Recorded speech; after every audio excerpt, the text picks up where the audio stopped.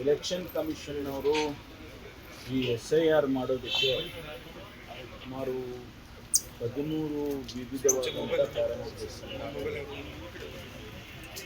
ಅದರಲ್ಲಿ ಭಾಳಷ್ಟು ಪ್ರಶ್ನೆ ಬರ್ತಾ ಇರೋದು, ಉದ್ಭವ ಆಗ್ತಾ ಇರೋದು, whether you are a permanent resident ಅಲ್ಲ, ಈ ಪ್ರಶ್ನೆಗಳು ಬರ್ತಾ ಇದೆ.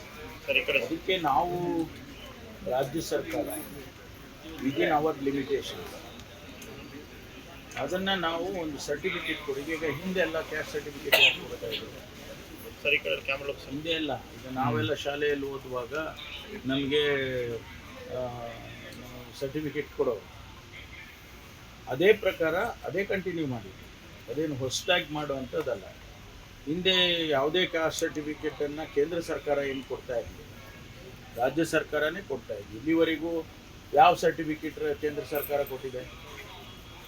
ಕ್ಯಾಸ್ಟ್ ಸರ್ಟಿಫಿಕೇಟ್ ಕೊಟ್ಟಿದ್ದಾಗಲಿ ಮತ್ತೇನೋ ರೆಸಿಡೆನ್ಸಿ ಸರ್ಟಿಫಿಕೇಟ್ನ ನಾವು ಈಗ ಲೆಜಿಟಿಮೇಟ್ ಆಗಿ ಅವರಿಗೆ ವೆರಿಫೈ ಮಾಡಿಕೊಂಡು, ಅವ್ರಿಗೆ ಆಧಾರ್ ಕಾರ್ಡ್ ಇದೆ ಅಥವಾ ಇನ್ನೊಂದು ಕಾರ್ಡ್ ಇದೆ, ಅದನ್ನೆಲ್ಲ ವೆರಿಫೈ ಮಾಡಿ ಅವರಿಗೊಂದು ಪರ್ಮನೆಂಟಾಗಿ ರೆಸಿಡೆನ್ಸಲ್ಲಿ ಇವರಿದ್ದಾರೆ ಅಂತ ಹೇಳಿ ಕೊಡ್ತೇವೆ.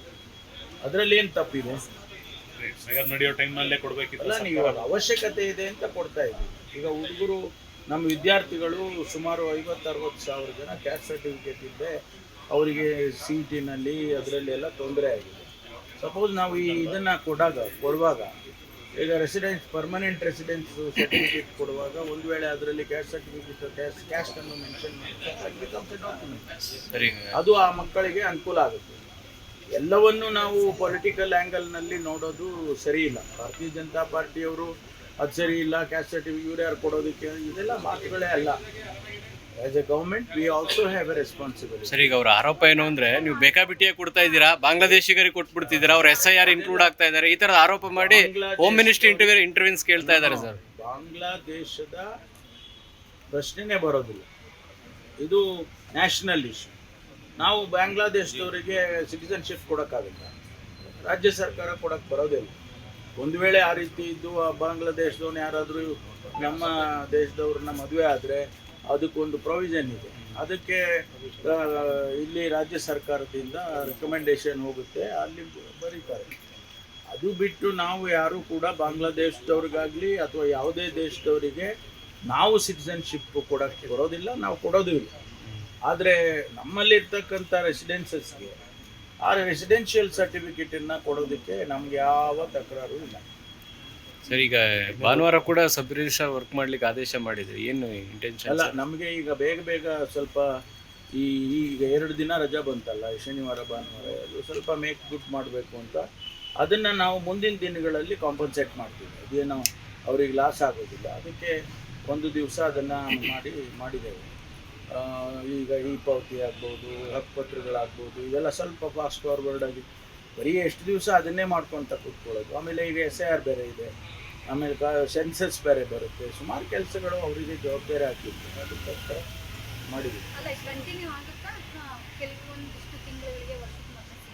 ಇಲ್ಲ ಕಂಟಿನ್ಯೂ ಇಲ್ಲ, ಒನ್ ಆಫ್ ಅಷ್ಟೇ, ಆ ಥರ ಏನಿಲ್ಲ. ಸರಿ, ವಿಸ್ತರಣೆ ಯಾವಾಗ ಅನ್ನೋದು ಅದೇ ನಮ್ಮ ಹೈಕಮಾಂಡ್ನವರು ಯಾವಾಗ ಅನುಮತಿ ಕೊಡ್ತಾರೋ ಅಥವಾ ಲಿಸ್ಟನ್ನು ಕ್ಲಿಯರ್ ಮಾಡ್ತಾರೋ ಆವಾಗ ಆಗುತ್ತೆ. ಸರ್, ಈಗ ನಿನ್ನೆ ಸಭೆಯಲ್ಲಿ ಸರ್ ಎಲ್ಲ ಸರಳ ದಸರಾ ಆಚರಣೆ ಮಾಡಬೇಕು ಅನ್ನುವಂಥ ಒತ್ತಾಯ ಹೇಳಿದ್ರೆ, ತಾವು ವಿಜೃಂಭಣೆಯಿಂದನೇ ಮಾಡೋಣ ಇದು, ಯಾಕಂದರೆ ನಾಡಹಬ್ಬ ಅಂತೇಳಿ ಒಂದು ಸಜೆಷನ್ ಕೊಟ್ಟಿದ್ದೀರಿ ಅಂತ. ನೋಡಿ, ನಮ್ಮ ಸಂಸ್ಕೃತಿ, ನಮ್ಮ ಪರಂಪರೆ, ನಮ್ಮ ಸಾಹಿತ್ಯ, ನಮ್ಮ ಕಲೆ ಇವೆಲ್ಲ ಜನಗಳಿಗೆ ಹೋಗಬೇಕಲ್ವ. ಈಗ ಮುಂದಿನ ಪೀಳಿಗೆ ಏನಾಗಿದೆ, ಈಗ ನಾವು ಜನ್ಜಿ ಹೇಳ್ತೀವಲ್ಲ, ಜನ್ಜಿ ಅದು 16ರಿಂದ 24 ವರ್ಷದ ವಯೋಮಿತಿಯಲ್ಲಿರೋರಿಗೆ ಈಗ ಅವ್ರನ್ನ ಒಂದು ಕ್ಯಾಟಗರೈಸ್ ಮಾಡಿಬಿಟ್ಟಿದ್ದಾರೆ, ನಾವೆಲ್ಲ ಆಚೆ ಬಂದುಬಿಟ್ಟಿದ್ದೀವಿ ಅದರಿಂದ. ಈಗ ಅವರಿಗೆ ಗೊತ್ತಾಗಬೇಕಲ್ಲ ದಸರಾ ಅಂದರೆ ಏನು, ದಸರಾದ ಹಿನ್ನೆಲೆ ಏನು, ಆಮೇಲೆ ಅದರ ಸಾಹಿತ್ಯ ಏನು, ಯಾಕೆ ದಸರಾ ಮಾಡ್ತಾರೆ. It is A victory over evil, ಅದು ಒಂದು ಸಂದೇಶ ಹೋಗುತ್ತೆ. ಒಂದು ಮೆಸೇಜ್ ಇದೆ, ಐಡಿಯಾಲಜಿಕಲ್ ಮೆಸೇಜ್ ಇದೆ ಅದರಲ್ಲಿ. ಅದಕ್ಕೆ ದಸರಾ ಮಾಡ್ತೇವೆ.